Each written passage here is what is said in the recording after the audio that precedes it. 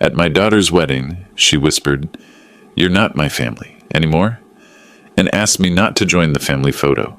I remained silent. And when she called my father-in-law, my real father, you won't believe what I did. 2 hours later, she lost control, and the consequences were impossible to stop.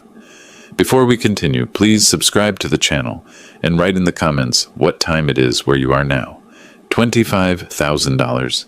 My entire pension savings folded in this envelope, pressing against my chest pocket like a weight I couldn't ignore. The parking lot at Riverfront Manor stretched before me, a display of wealth that made my 15-year-old Ford look like a relic from another century. Mercedes, BMW, Lexus, cars that cost more than I made in 2 years at the factory. I sat behind the steering wheel, watching elegantly dressed guests glide toward the entrance. Women in designer dresses, men in tailored suits that probably cost what I spent on groceries for 6 months.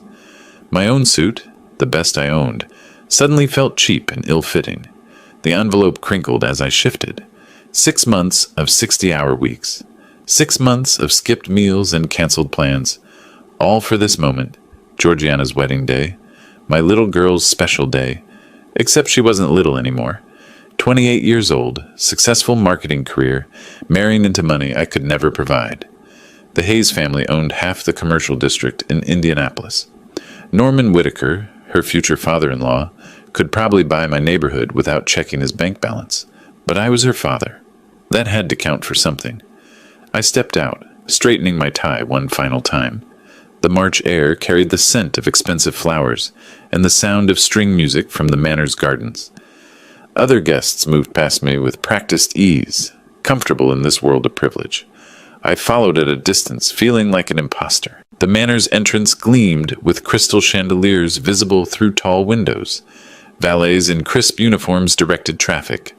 Everything sparkled with the kind of elegance that money could buy, the money I'd sacrificed to give Georgiana the wedding she deserved. "Dad?" I turned, heart lifting at the familiar voice. Georgiana stood in the doorway, radiant in her wedding dress. Silk and lace transformed her into something ethereal, a vision of bridal perfection. For a moment, she looked like the little girl who used to run into my arms after school. "Oh, you actually came." Her voice carried no warmth, no joy, just mild surprise, as if my presence was unexpected and slightly inconvenient. Before I could respond, she'd already turned away. "Norman? Eleanor?" Her voice brightened instantly, musical and loving. "Come meet my father." Norman Whitaker approached with the confident stride of someone accustomed to command. Tall, silver-haired, wearing a suit that cost more than my monthly rent. Eleanor followed, elegant in navy blue, her smile perfectly practiced. "Alonzo, my friend!" Norman's handshake was firm, his smile wide and empty. "How's life treating you in retirement? Must be quite an adjustment from the factory floor." The words hit like small needles. Factory floor. Not factory work, not engineering. Factory floor. As if I'd spent 30 years pushing a broom instead of designing manufacturing systems that saved his friends' companies millions. "It's been good," I managed. "Congratulations on gaining such a wonderful daughter." "Oh, we're the lucky ones," Eleanor chimed in, her voice honey-sweet with underlying steel. "Norman, look how sweet. Our new daughter has such a hard-working father." Hard-working, another diminishing word, reducing 3 decades of skilled labor of the simple muscle and sweat. Georgiana beamed at them, her face glowing with genuine affection, the kind of warmth she'd once reserved for me. "Aren't they amazing, Dad? They've been so generous, so welcoming. They understand what family really means." The emphasis on really cut deeper than Norman's casual condescension. I reached for my daughter's hand, hoping for some connection, some trace of the bond we'd once shared. She stepped back smoothly, maintaining her perfect bridal pose. "We should get inside. The photographer wants to start with family pictures before the ceremony." Family pictures. The words should have filled me with anticipation. Instead, something cold settled in my stomach as I watched her link arms with Norman and Eleanor, walking between them like she belonged there, like they were her real parents. I followed behind, forgotten, invisible. The envelope in my pocket felt heavier with each step. $25,000. My sacrifice, my gift, my desperate attempt to prove I still mattered in my daughter's life. The manor's interior took my breath away. Crystal chandeliers cast rainbow patterns across marble floors. Floral arrangements taller than me filled every corner, their perfume almost overwhelming. Tables draped in silk, chairs tied with ribbons that probably cost more than my weekly grocery budget. All of it paid for with my money. My pension, my security, my future comfort, transformed into this display of luxury that impressed everyone but acknowledged no one. I was funding my own irrelevance. Magnificent, isn't it? A woman beside me sighed appreciatively. The Hayes family certainly knows how to celebrate. Your daughter is so fortunate. Fortunate. Another word that felt wrong, suggesting luck rather than love, chance rather than choice. I nodded politely, unable to form words that wouldn't reveal the growing emptiness in my chest. Georgiana laughed at something Eleanor whispered, the sound bright and musical. She'd never laughed that way with me, not in years. Not since she'd started climbing the social ladder that led away from factory workers' daughters and toward respectability. The photographer was setting up near the altar, adjusting lights and testing angles. Marcus Lee, according to the contract I'd signed. $2,000 for wedding photography. Money I'd earned working double shifts while other men my age were learning to golf. This way, please. A wedding coordinator guided me toward a side section. The bride's family seating is here. Bride's family, singular, as if I was all that remained of Georgiana's past, a relic to be politely accommodated but not celebrated. I took the designated seat, watching Norman place his hand protectively on Georgiana's shoulder. The gesture was natural, comfortable, the way I used to guide her through crowds when she was small, before she decided that working-class love wasn't enough, that factory floor devotion couldn't compete with country club connections. The envelope crackled again as I sat down. $25,000, the price of admission to my own daughter's rejection, purchased with every overtime hour I'd worked since her engagement announcement. Marcus began organizing his equipment, chatting easily with the Hayes family. They responded with the casual confidence of people accustomed to being photographed, documented, celebrated. Georgiana glowed under their attention, basking in the kind of social approval I'd never been able to provide. We'll start with immediate family, Marcus announced, his voice carrying across the decorated space. All relatives, please gather around the bride. I stood smoothing my suit jacket, preparing to take my place beside my daughter. This was the moment I'd been waiting for, the formal recognition of our bond, captured forever in wedding photographs that would hang in their home for generations. Georgiana smiled brilliantly as Norman and Eleanor flanked her sides. Edwin, her new husband, took his position with practiced ease. The Hayes family formed a perfect circle around her, their expensive clothes and confident postures creating a portrait of success. I approached the group, my heart beating faster with anticipation. My steps felt lighter as I moved toward the photography area. Finally, the moment I'd been waiting for, standing beside Georgiana, being acknowledged as her father in front of everyone who mattered. The father of the bride photos that every wedding album contained, the images that would preserve our relationship for posterity. Marcus adjusted his camera settings, his professional eye scanning the group. Perfect lighting here. This is going to be beautiful. He looked up with a welcoming smile. Everyone ready? Let's capture this family moment. The Hayes family positioned themselves naturally around Georgiana, their expensive clothes creating a cohesive picture of elegance and success. Norman's hand rested proudly on his new daughter's shoulder. Eleanor beamed with maternal satisfaction.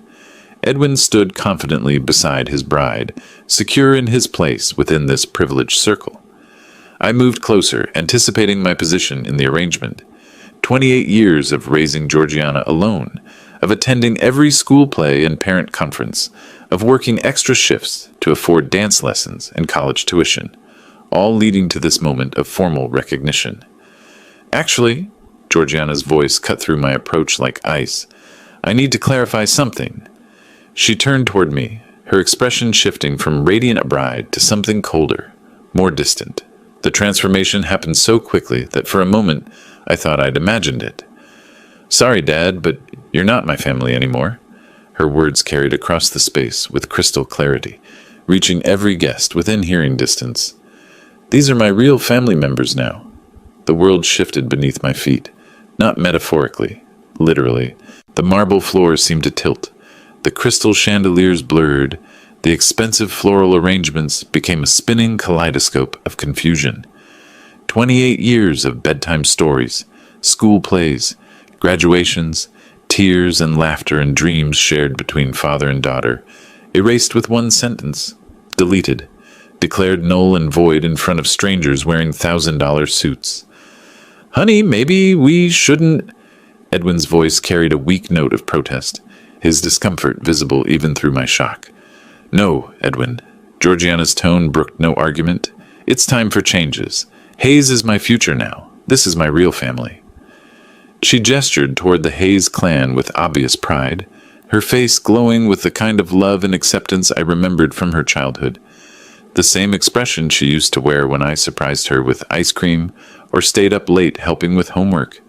Except now it was directed at people who'd known her for 2 years, while the man who'd raised her alone stood excluded, dismissed, erased from the family portrait like an unwanted shadow. Marcus lowered his camera, clearly uncomfortable with the tension he'd inadvertently triggered. Other guests had stopped their conversations, sensing drama unfolding. Whispers began spreading through the elegantly dressed crowd like ripples across expensive silk. "I understand." The words came from somewhere deep inside me, forced out through a throat that felt crushed. "Enjoy your photos." I turned away from the group, from my daughter, from the life I'd thought we'd built together. Each step felt like walking through quicksand, heavy and uncertain. The whispers followed me, curious and sympathetic and embarrassed all at once. My assigned table waited in the corner, a single-place setting surrounded by empty chairs. The wedding coordinator had mentioned other guests would join me later, distant relatives and family friends. But for now, it was just me and the stark reality of my isolation. I sank into the chair, my legs suddenly unable to support the weight of what had just happened. The envelope in my pocket crackled again, mocking me with its substantial weight. $25,000. The price I'd paid to fund my own public humiliation. Behind me, Marcus resumed his photography session.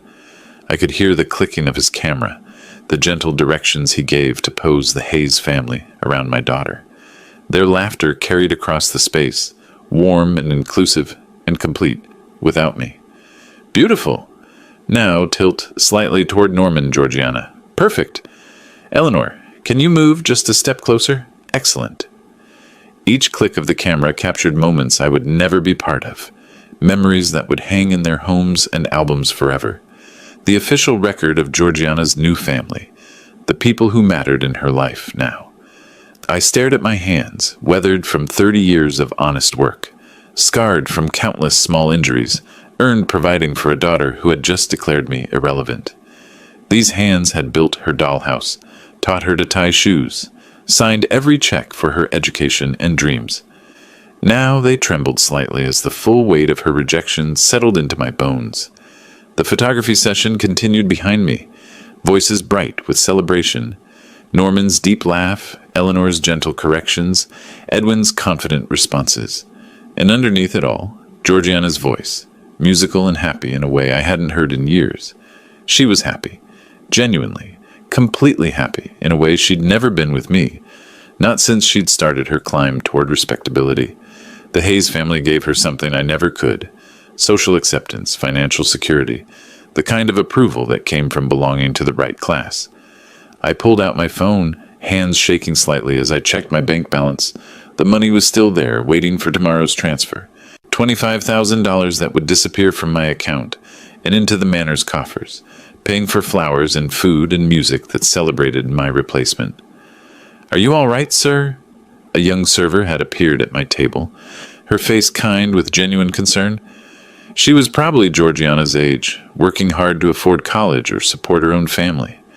The kind of person my daughter used to be before she decided that working-class values weren't sophisticated enough for her new aspirations.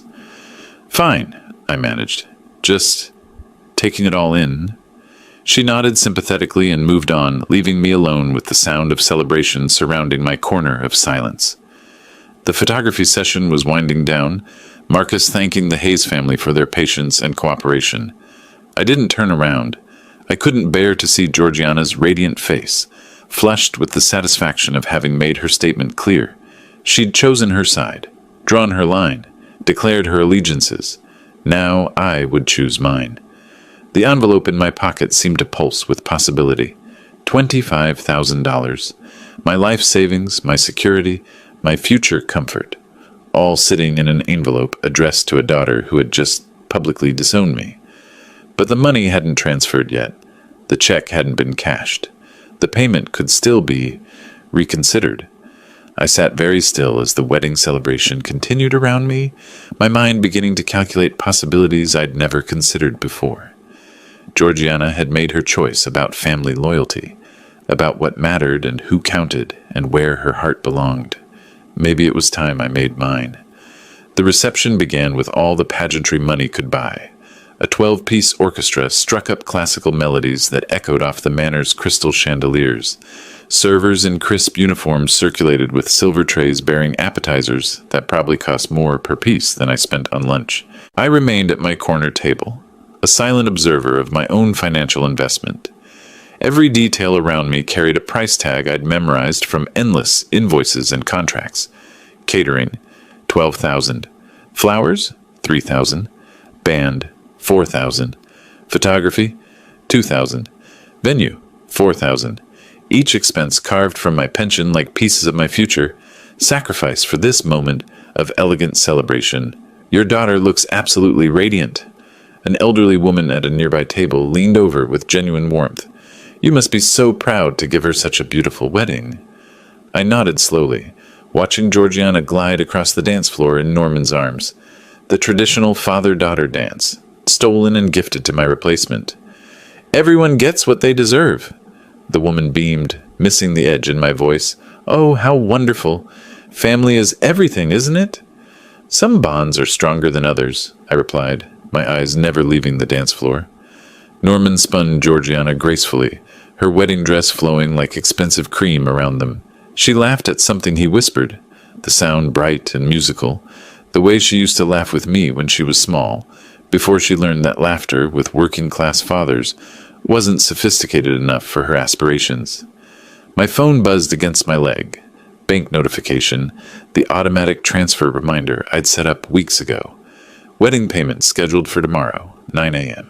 $25,000 to Riverfront Manor.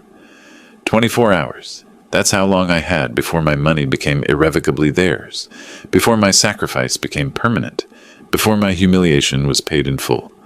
I pulled up my banking app with steady fingers. The balance stared back at me. $27,147. My entire liquid worth, accumulated over decades of careful saving and overtime wages. Tomorrow, it would drop to $2,147. Enough for groceries and utilities for a few months, if I was careful. The dance ended to enthusiastic applause. Georgiana hugged Norman with obvious affection, then moved to dance with Edwin, while Eleanor wiped tears of joy from her eyes. A perfect family moment, documented by Marcus's camera, funded by my empty bank account. This must have cost a fortune. Another guest approached my table, his voice filled with admiration. You're incredibly generous. I looked up at him, this stranger who understood the wedding's value better than my own daughter. It's educational. He laughed, thinking I was making a joke about expensive lessons in wedding planning. If only he knew how educational this experience was becoming. How clearly it illustrated the price of love, the cost of loyalty, the exact monetary value of 28 years of devoted fatherhood. The orchestra transitioned into dinner music as servers began presenting the first course. Herb-crusted salmon, I remembered from the menu selection. $47 per plate. $47 multiplied by 120 guests. Another $5,600 of my pension, served on china that cost more than my monthly car payment. I accepted my plate mechanically, unable to taste the expensive flavors. Around me, guests exclaimed over the quality of the food, the elegance of the presentation, the obvious expense of the celebration. They understood that someone had paid dearly for this luxury. They simply assumed that someone was happy to do so. I remember when my daughter got married, an elderly woman across the table shared, nostalgically. Such a special bond between father and daughter. Nothing compares to that moment of giving her away. I cut my salmon into precise pieces, each movement controlled and deliberate. Some daughters prefer to give themselves away. She looked puzzled but didn't pursue the comment, returning to her conversation about the beauty of the ceremony. I continued eating, continued watching, continued calculating. Georgiana moved between tables like a gracious hostess, accepting congratulations and compliments with practiced ease. She'd grown into this role naturally, as if born to navigate social gatherings where champagne flowed and small talk sparkled with insider references and shared connections. When she reached tables near the Hayes family section, her laugh became more genuine, her gestures more animated. When she approached working-class relatives and factory friends I'd invited, her smile remained perfect, but grew slightly strained, her conversation shorter and less engaged. She was editing her past in real time, graduating from one social class to another with the efficient brutality of someone who knew exactly what she wanted and who she had to discard to get it. My phone buzzed again, this time a text from my bank. Reminder, large transfer scheduled for tomorrow. Call customer service to cancel or modify. Cancel or modify. 3 words that held more power than any others in my vocabulary at this moment.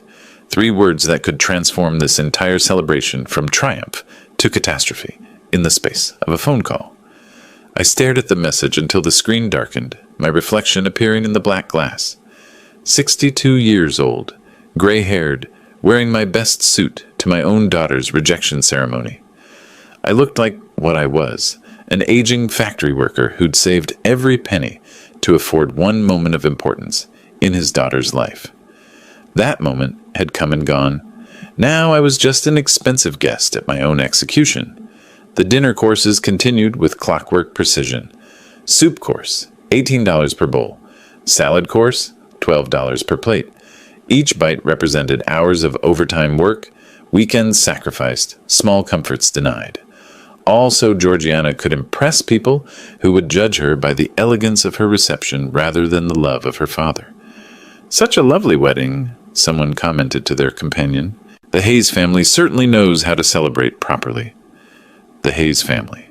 As if they'd planned and paid for everything, as if their money had transformed the manor into this showcase of elegance and taste.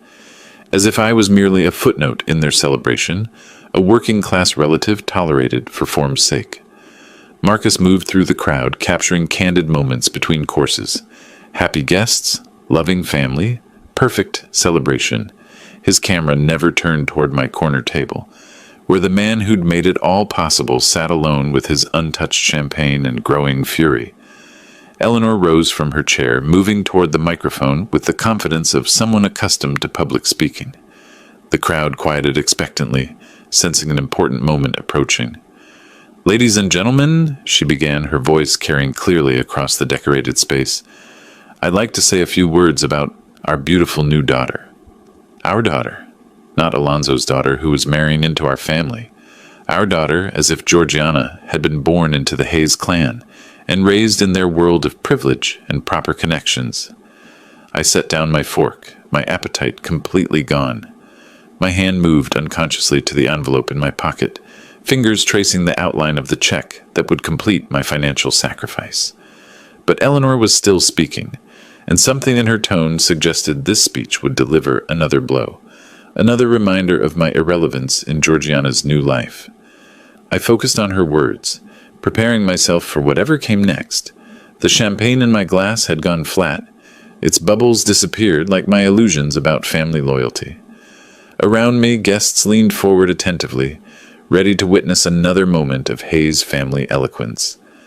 I waited, my hand still touching the envelope, as Eleanor prepared to deliver what I sensed would be the final insult to my decades of devoted fatherhood. Eleanor's voice faded as she handed the microphone to Georgiana with maternal pride.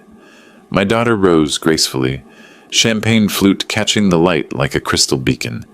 The entire reception fell silent, 200 guests turning their attention to the radiant bride. For one desperate moment, hope flickered in my chest. Perhaps this was my chance for redemption. The traditional daughter's speech where she thanked her father for his love, his sacrifices, his unwavering support through 28 years of devoted parenthood. "Thank you all for sharing this perfect day with us," Georgiana began, her voice confident and musical. "I want to recognize the most important people who made this possible." She paused, scanning the crowd with practiced poise. Her eyes swept past my table without acknowledgement, landing instead on Norman and Eleanor at the head table. My grip tightened on my water glass. "Norman, you became the real father I needed, the one who showed me what paternal love should truly look like." Her voice carried across the hushed room with devastating clarity. "Unlike my biological father, you succeeded where well, let's just say you set the bar much higher." Gentle laughter rippled through the crowd. Polite, understanding chuckles from guests who thought they were witnessing charming honesty rather than calculated cruelty. My world collapsed into that single phrase, real father. 28 years of bedtime stories reduced to a punchline. Decades of overtime shifts transformed into comedic failure. Every sacrifice, every skipped vacation, every doubled work week to afford her dreams, all dismissed with casual laughter from strangers drinking champagne purchased with my pension. Norman stood slowly, accepting the microphone with dignified grace. "My dear daughter," he said, the word daughter rolling off his tongue like a claim of ownership, "it's been my honor to guide you toward the happiness you deserve. You needed a father who truly understands your worth, your potential, your place in the world." More applause. Enthusiastic approval from people who understood the subtext perfectly. Working-class devotion couldn't compete with country club cultivation. Factory floor love was insufficient for someone with Georgiana's refined aspirations. "Welcome to our real family, darling," Eleanor added, her voice thick with emotion as she embraced my daughter. "Real family." The words echoed in my skull like hammer blows. Real father. Real family. Real life that didn't include the man who'd raised her alone after her mother died, who'd worked 60-hour weeks to afford her wedding dress, who'd emptied his savings to fund this elaborate celebration of his own replacement. I stood quietly, my movement barely noticed amid the continuing toasts and congratulations. No dramatic exit, no angry confrontation, just a man in his best suit, slipping away from a party that had transformed his love into a source of entertainment. The heavy restaurant doors muffled the celebration as I pushed through them. Behind me, applause continued for my daughter's brave honesty about upgrading to better parentage. Ahead lay the parking lot and the cool March evening air that promised clarity I couldn't find inside. My footsteps echoed across marble floors as I walked away from 28 years of fatherhood, officially terminated by public vote and recorded by professional photographers who would preserve this moment in wedding albums forever. Real father. The phrase followed me into the night, like a curse I'd paid $25,000 to hear. Cool air hit my face as the restaurant doors closed behind me, cutting off the sound of celebration like a heavy curtain. Street lights illuminated the parking lot, where luxury vehicles sat gleaming in neat rows, their polished surfaces reflecting my isolation back at me through expensive chrome. My Ford waited in the corner, humble and functional among its prestigious neighbors. I walked toward it slowly, my footsteps the only sound in the suddenly peaceful evening. No applause, no laughter, no speeches declaring my obsolescence. Just silence and the distant hum of traffic on the interstate. Reaching my car, I leaned against the driver's side door and pulled out my wallet with trembling fingers. The leather had grown soft with age, worn smooth by decades of honest work. Behind my license, tucked carefully in the photo sleeve, was a picture I'd carried for 18 years. Georgiana at 10 years old, missing her 2 front teeth, arms wrapped around my neck in fierce embrace. We'd been at the county fair, her face sticky with cotton candy, eyes bright with uncomplicated joy. She'd won a stuffed elephant at the ring toss and declared me the best daddy in the whole world, before falling asleep in my arms on the drive home. "Daddy, promise me you'll always be there for me," she'd whispered that night as I tucked her into bed. "Promise you'll never leave me like Mommy did." My throat tightened as I stared at that innocent face, trying to reconcile it with the woman who'd just publicly divorced me in front of 200 strangers. When had that trusting child transformed into someone capable of such calculated cruelty? The answer came with unwelcome clarity. gradually, methodically, over the 2 years since she'd met Edwin. Small changes I'd rationalized as maturity. Her embarrassment when I picked her up from dates in my aging Ford. Her suggestions that I dress better when meeting her new friends. Her gentle corrections of my grammar, my manners, my working-class background that no longer suited her elevated aspirations. I'd enabled every transformation, paid for etiquette classes so she could fit in better with Edwin's social circle, bought her expensive clothes for country club events where factory workers' daughters needed proper camouflage, worked extra shifts to fund the gradual erasure of everything that connected her to me. She would have set boundaries, I whispered to the photograph, thinking of my late wife, Margot. She would have stopped this before it started. But Margot had been dead for 15 years, and I'd raised Georgiana with love instead of lessons, generosity instead of guidance. Every time she'd pushed against her background, I'd smoothed the way forward rather than teaching her to value where she came from. Looking up at the stars barely visible through the city's glow, I made a decision that felt like awakening from a long dream. Margot had trusted me to protect our daughter, but protection didn't mean enabling her worst impulses. Sometimes it meant teaching consequences. I folded the photograph carefully and returned it to my wallet.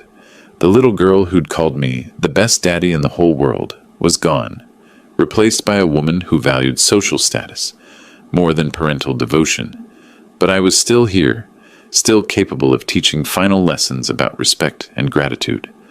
My hand moved to my shirt pocket, where the envelope waited, heavy with possibility. Under the streetlight's harsh glow, I pulled the envelope from my pocket and extracted the check with ceremonial slowness. $25,000 written in my careful handwriting, signed with the same pen I'd used to endorse report cards and permission slips for field trips to museums she'd later learned to navigate as a sophisticated adult.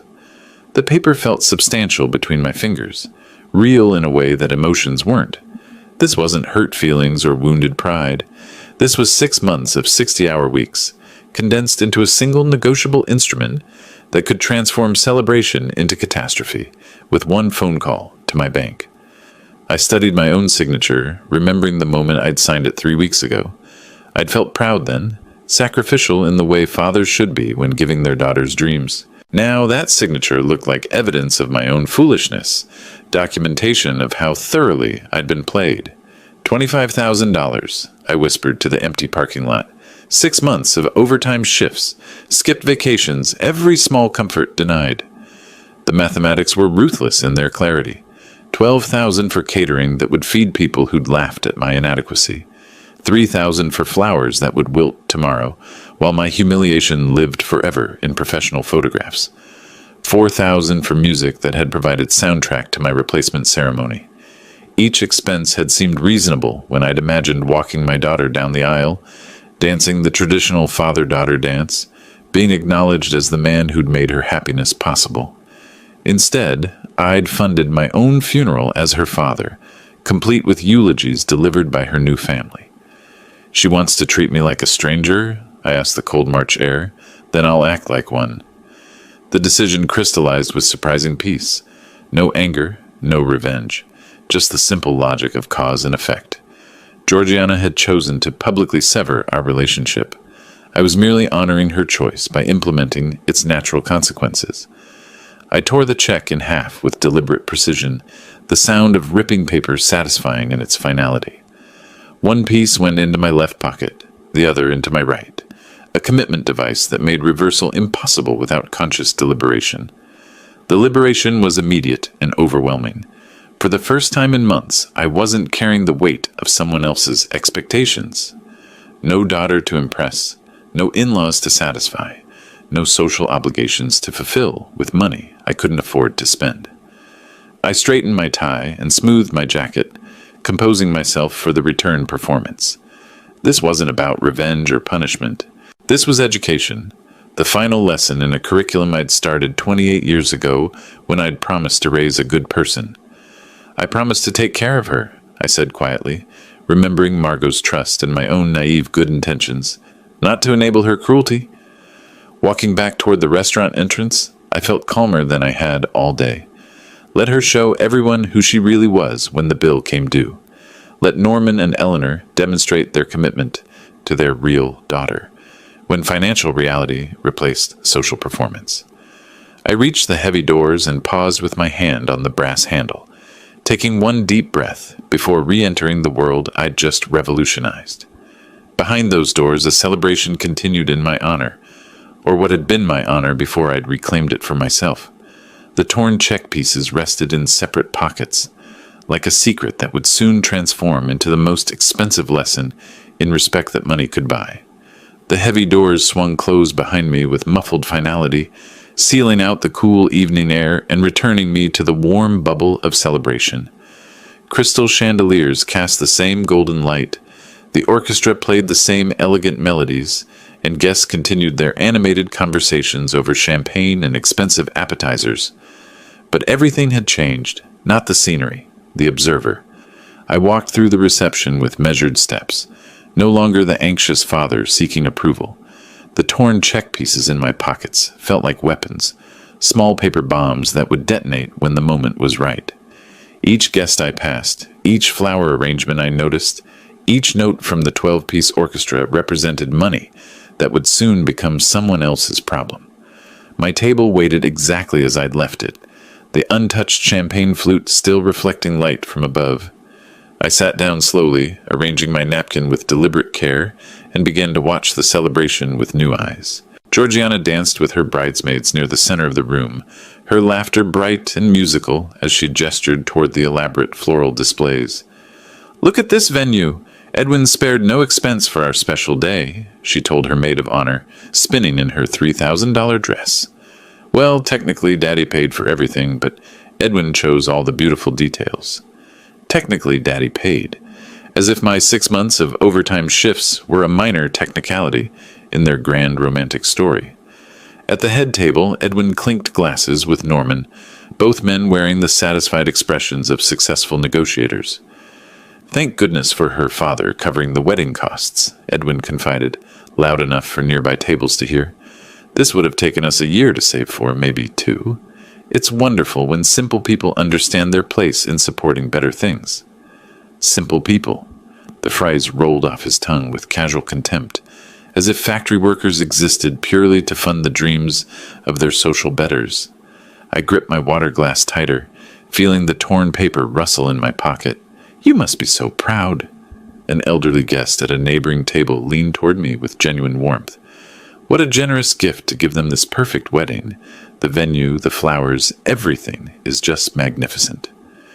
"Everyone gets exactly what they deserve," I replied quietly, my voice carrying undertones she couldn't interpret. She beamed and turned back to her conversation, missing the promise hidden in my words. Around me, the celebration continued with expensive momentum. Servers circulated with silver trays bearing $40 appetizers. The photographer captured moments that would preserve this evening forever in professional albums. The orchestra played requests that cost more per song than most people spent on entertainment in a month. Every detail had been meticulously planned and flawlessly executed using my sacrifice, my pension, my future security. The irony was almost beautiful in its symmetry. I was watching my own money celebrate my own replacement. "Isn't this wonderful?" Eleanor approached my table, champagne flute in hand, her maternal satisfaction radiating like heat from an expensive fireplace. Georgiana looked so happy. It's marvelous when everything comes together so perfectly. "Perfect," I agreed, checking my watch. 7 o'clock approached with mechanical inevitability. Timing is everything. She nodded sagely and moved on, unaware that she was speaking to a man counting down to detonation. I watched her rejoin Norman at their table, both of them gesturing proudly toward their new daughter, as if they'd discovered her rather than simply purchased her loyalty with social status and empty promises. Across the room, Antonio Rossi moved between tables with professional efficiency, checking details and coordinating service with his staff. Occasionally, his eyes swept toward my table, not with suspicion, but with the natural timing of a businessman who understood reception schedules. Payment time would come soon, as inevitable as gravity. I straightened my tie and smoothed my jacket, preparing for the performance of my life. 28 years of fatherhood had taught me patience, sacrifice, and unconditional love. Tonight, I would teach my daughter about consequences, boundaries, and the difference between being generous and being used. The orchestra struck up another waltz as couples took the dance floor. Georgiana danced with Edwin, their faces glowing with the kind of happiness that comes from having every dream funded by someone else's sweat. They moved together with practiced grace, a perfect couple celebrating their perfect wedding in their perfect world. In 15 minutes, perfection would meet reality. Antonio appeared at the edge of my vision, leather folder in hand, approaching with the measured pace of a man who'd done this hundreds of times before. Mr. Baker, excuse the interruption. Antonio's voice carried the professional courtesy of someone accustomed to handling financial transactions discreetly. He placed the leather folder on my table with practiced precision, its contents representing the culmination of months of planning and expense. It's time for the reception payment settlement. Here's the final itemized bill. I opened the folder slowly, examining numbers I'd memorized weeks ago. Catering, $12,000. Venue rental, $4,000. Floral arrangements, $3,000. Photography, $2,000. Music and entertainment, $4,000. Each line item represented hours of overtime work, weekends sacrificed, small comforts denied. The total sat at the bottom in bold figures. $25,000. Georgiana glided over from the dance floor, Edwin following at a respectful distance. Her face carried the confident glow of someone who'd never doubted the outcome of any financial negotiation in her life. Dad, you know our arrangement. Her tone was casual, almost dismissive, as if discussing a tip for the parking valet. Time to settle up for the celebration. Everything looks perfect, doesn't it? She gestured around the decorated hall with proprietorial satisfaction, her $3,000 dress catching the light from crystal chandeliers I'd paid to illuminate. Behind her, Edwin nodded encouragingly, his relief at avoiding financial responsibility written clearly across his face. I closed the folder and looked up at my daughter, this woman who'd publicly declared me irrelevant just hours earlier. The transformation was complete, from devoted father to dispensable ATM, valued only for what I could provide. I've changed my mind, Georgiana. The words fell into sudden silence like stones into still water. Her confident smile flickered but didn't disappear, as if she hadn't quite processed the impossible thing I'd just said. Today I learned exactly who you really are, I continued, my voice steady and measured. I don't pay for strangers' parties. What do you mean? Her voice rose slightly, drawing attention from nearby tables. We had an agreement. Everyone is watching. You made it crystal clear that I'm not your family anymore, I replied, standing slowly to meet her eyes. So handle this like the independent adult you claim to be. Edwin stepped forward, his face pale with dawning comprehension. Sir, let's be reasonable about this. We can discuss the details privately, work out some arrangement. Nothing to discuss. I kept my voice conversational, almost friendly. She chose her real family today. Let them pay like real family does. The color drained from Georgiana's face as the implications hit her. Around us, conversation had quieted as guests sensed drama unfolding. The elegant bubble of celebration developed its first crack, a hairline fracture that would soon become a devastating break. But Daddy, she began, the childhood endearment slipping out in her panic. I'm not your daddy, remember? I picked up my water glass and took a measured sip. Norman is your real father now. I'm sure he'll be happy to demonstrate his commitment to his real daughter. Antonio shifted uncomfortably, his leather folders still open on the table, the unpaid bill exposed like a wound. This wasn't how these conversations typically went. In his experience, wedding payments were routine affairs, handled with gratitude and celebration, not family warfare conducted over itemized invoices. Georgiana's hands trembled slightly as she gripped the back of an empty chair. This isn't... You can't just... What am I supposed to tell everyone? Tell them whatever you want, I replied. You're very good at creative storytelling when it serves your purposes. Edwin looked desperately between his wife and me, clearly out of his depth in a crisis that threatened to destroy the perfect evening he'd assumed was guaranteed. There has to be some misunderstanding here. Surely we can... No misunderstanding? I interrupted. Everything is perfectly clear. You got the wedding you wanted, from the family you chose. Now comes the bill. I watched my daughter's face cycle through emotions. Disbelief, anger, panic, and finally, the first stirrings of genuine fear. For 28 years, she'd never doubted my support, never questioned my willingness to sacrifice anything for her happiness. That certainty was dying in real time, visible in her widening eyes. Georgiana turned desperately toward the head table where Norman and Eleanor sat, their faces showing the first signs of concern as they noticed the disturbance at my table. Georgiana's heels clicked rapidly against the marble floor as she hurried toward the Hayes family table, Edwin close behind her. I remained seated, watching the drama unfold with the detached interest of someone observing a carefully orchestrated experiment in human nature. Norman looked up from his conversation as his daughter-in-law approached, his patrician features showing mild concern at her obvious distress. Eleanor set down her champagne flute, her perfectly practiced smile faltering slightly. "There's been a misunderstanding with my father," Georgiana began, her voice carefully controlled despite the panic I could see building behind her eyes. "He's having second thoughts about the payment arrangement, something about feeling unappreciated." She forced a laugh that sounded like breaking glass. "You know how emotional older people can get. I'm sure we can work this out, but in the meantime—" She paused, clearly struggling with the words she'd never imagined having to say. "Could you help us with the reception payment? Just temporarily, until we sort out this silly confusion?" Norman's expression shifted almost imperceptibly, the generous patriarch transforming into a calculating businessman. "Well, son," he said, addressing Edwin while pointedly ignoring Georgiana's direct appeal, "we've already committed quite substantially to your honeymoon arrangements. The European tour, the first-class accommodations. Finances are rather tight at the moment." Eleanor nodded sympathetically, but her tone carried steel beneath the sweetness. "Of course we want to support you both, dear ones, but supporting you doesn't mean paying for everything. That's not how real families operate, is it?"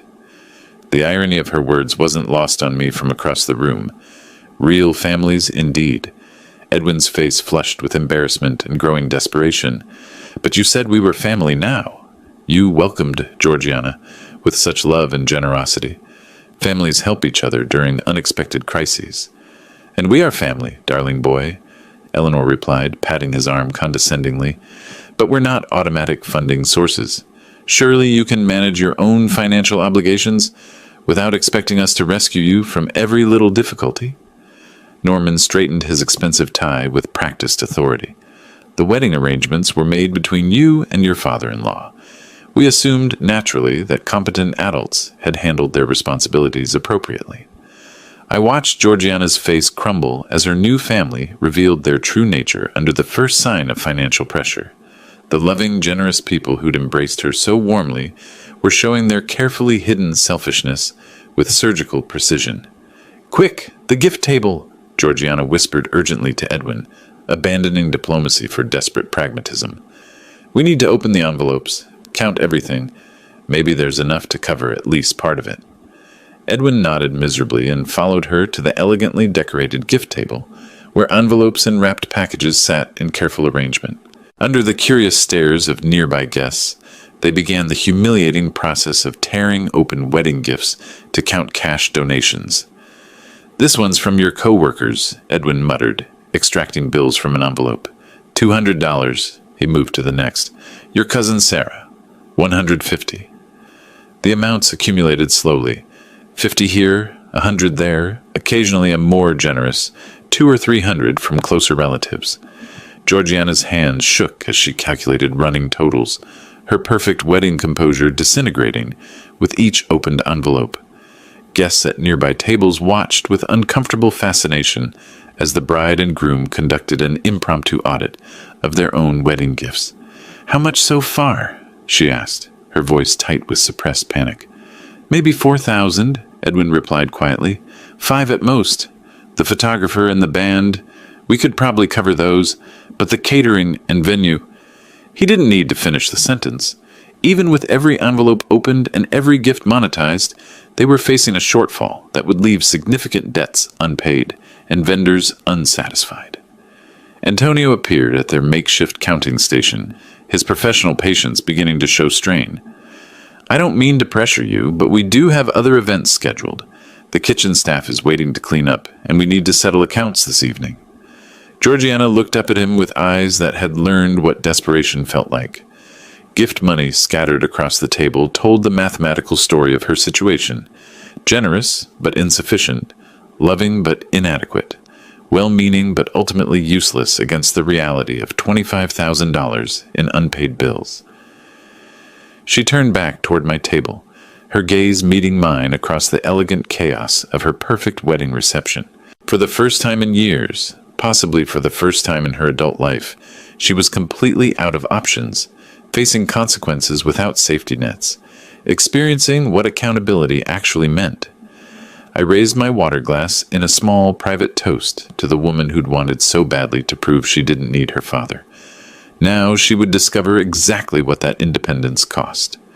Gift envelopes lay scattered across the table like fallen leaves, their contents revealing the cruel mathematics of wedding generosity. Georgiana's hands shook as she counted bills with increasing desperation, her perfect manicure smudged by desperate fingerprints on crumpled 20s and 50s. "This envelope from your college roommate? $60, Edwin muttered, his voice hollow with disbelief. "The one from my office colleagues? $125. He moved to the next with mechanical precision. "Great Aunt Martha, $50 and a card about finding happiness in simple things." Simple things. The irony wasn't lost on me as I watched them audit their own celebration, reducing wedding wishes to currency that fell perpetually short of their desperate need. "How much total?" Georgiana asked, her voice stripped of its earlier musical confidence. "Maybe 7,800, Edwin replied, his accounting background lending unwanted precision to their humiliation. "Less than 8,000 total." $8,000. A generous sum that would have seemed miraculous to most young couples, but pathetically inadequate against the $25,000 obligation I'd withdrawn. They could cover Marcus's photography fees, pay the musicians, settle the decorating costs, but the $12,000 catering bill loomed like an unpayable mountain of debt. Marcus Lee approached their makeshift counting station with professional discretion. "Mrs. Hayes, I believe this covers my services completely." He accepted his payment with gracious efficiency. "Your photographs will be ready by Friday. Congratulations again on your beautiful wedding." Beautiful wedding. The phrase hung in the air like incense from a funeral service, as Marcus packed his equipment and departed, one vendor satisfied, others still waiting with growing impatience. "We could pay the band," Edwin suggested weakly, grasping for any solution that felt like progress. Get them settled and focused on the big problem. They managed the music payments next, watching their precious pile of gift money shrink with each transaction while the catering debt remained untouched, immovable, a financial boulder blocking their path to celebration. Antonio checked his watch with the practiced motion of someone accustomed to business schedules. "Mrs. Hayes, I need the catering payment resolved now. I have policies about outstanding balances, and my evening shift is waiting to complete cleanup." Policies. The word carried weight that social expectations couldn't match. Antonio wasn't family to be charmed, or friends to be persuaded. He was a businessman with overhead costs and payroll obligations that existed regardless of family drama or wedding day emotions. Georgiana looked up from her pathetic pile of remaining bills, her face pale with the realization that even their best efforts had failed. We're still short quite a bit. Maybe we could arrange payments, a schedule, something manageable." "My contracts specify full payment upon service completion," Antonio replied, his voice firm but not unkind. $12,000 was the agreed amount. I provided the agreed service. I need the agreed payment." Desperate measures demanded desperate choices. Georgiana turned back toward my table, her pride crumbling like expensive makeup in summer heat. This wasn't the confident woman who declared me irrelevant just hours earlier. This was someone learning what real powerlessness felt like. "Dad, please!" Her voice carried across the room with humiliating volume. "I'm sorry for everything I said earlier. Can you just cover the catering? I'm begging you here." Begging. the word she'd never had to use in 28 years of my unconditional generosity. I looked up from my untouched champagne, meeting her desperate eyes with calm indifference. "No, Georgiana." My voice carried clearly with outraised volume. "You made your choice about family today. Learn to live with the consequences." Her face crumpled as the final door slammed shut. Edwin tried one last appeal, his financial training searching for angles that didn't exist. "Sir, surely we can reach some accommodation. Family helps family during difficult times." "Exactly," I replied, letting the word's implications settle. "Family helps family. But you made it very clear we're not family anymore." Antonio cleared his throat, checking his watch with growing impatience. "You have 10 more minutes to resolve this payment issue. After that, I contact my security service for debt collection procedures." 10 minutes.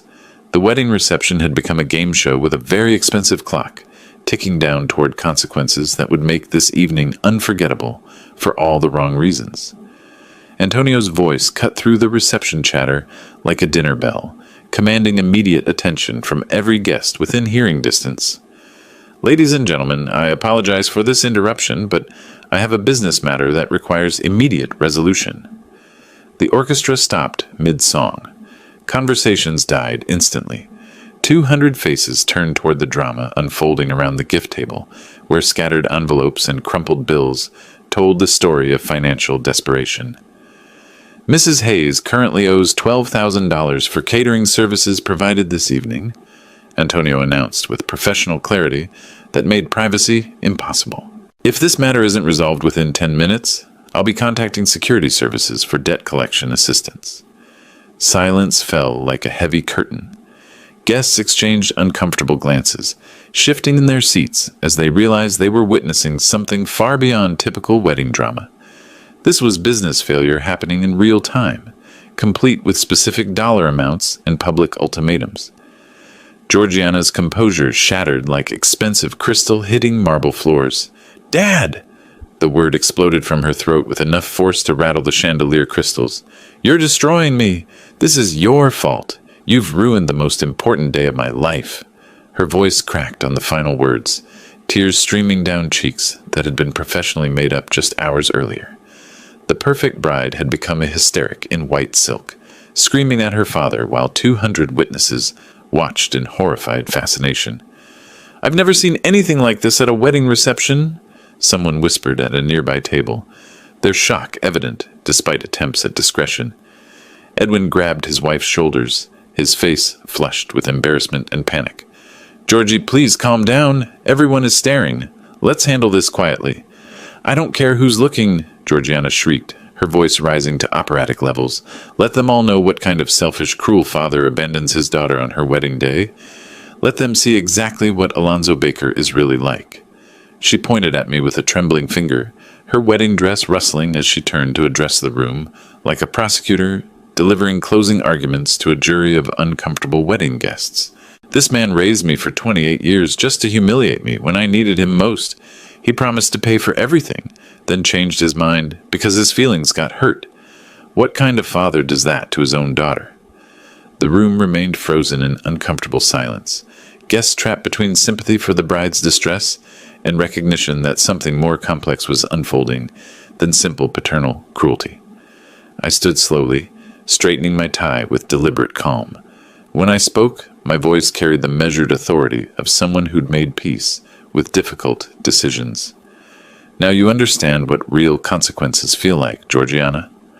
I picked up my jacket from the chair back, preparing for departure.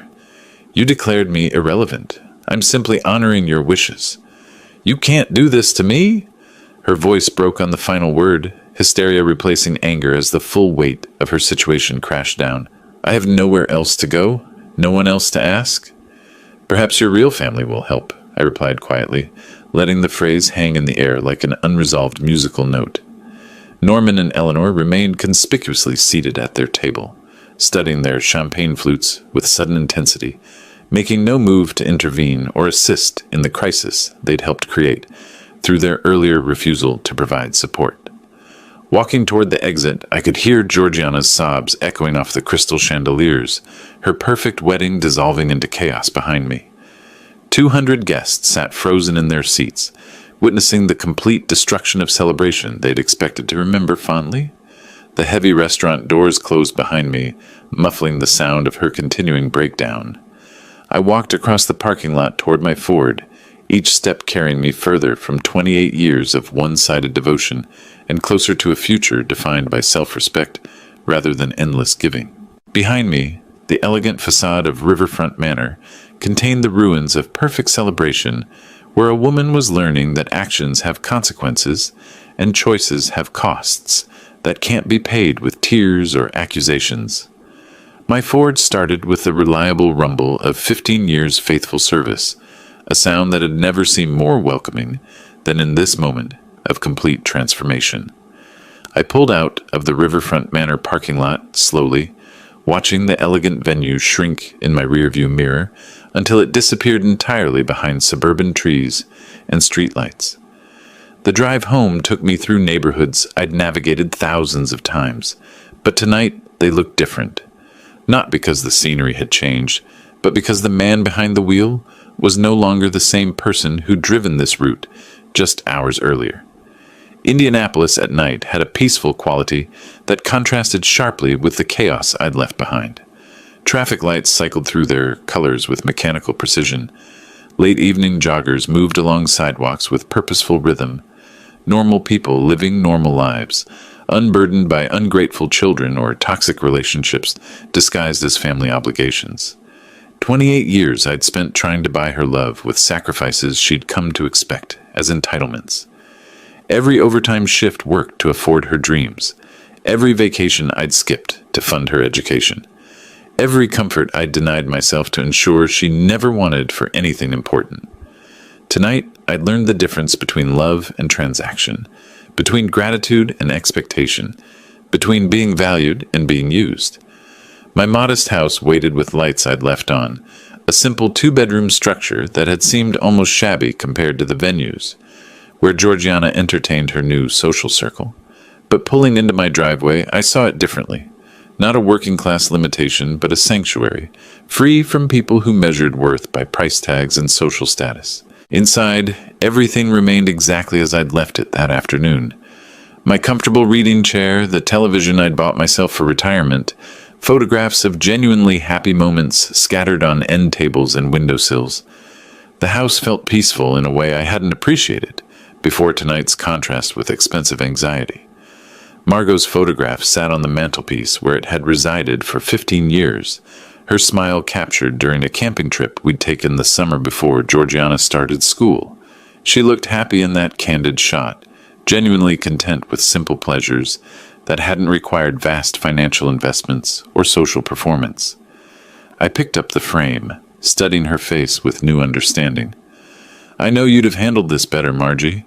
You'd have set boundaries years ago before it got this bad, but I did what I had to do tonight. She chose her path. Settling into my favorite armchair, I felt the tension of the evening drain from my shoulders, like water from a filled bathtub. For the first time in months, I wasn't worried about someone else's expectations or demands. No daughter requiring financial rescue, no in-laws demanding social performance, no obligations beyond my own comfort and well-being. Tomorrow, I would wake up with $25,000 still in my account, money that could buy genuine comfort, rather than temporary approval from people who'd never valued the man earning it. I could travel if I wanted, upgrade my home, pursue hobbies I'd abandoned during decades of child-rearing and working to fund other people's dreams. 28 years I spent trying to buy her love, I said to Margot's photograph. Tonight I learned you can't purchase respect. Some people only understand consequences. The house was quiet, except for the familiar sounds of home. The refrigerator's gentle hum, the grandfather clock's steady ticking, the distant hum of highway traffic. These were the sounds of peace, of a life free from drama and demands and disappointment, disguised as filial relationships. I thought about Georgiana, probably still at the restaurant dealing with the aftermath of her choices. Part of me wondered how she'd resolve the catering debt, whether Norman and Eleanor would eventually step forward to help their real daughter, or if she'd learned to navigate financial consequences without a father to rescue her.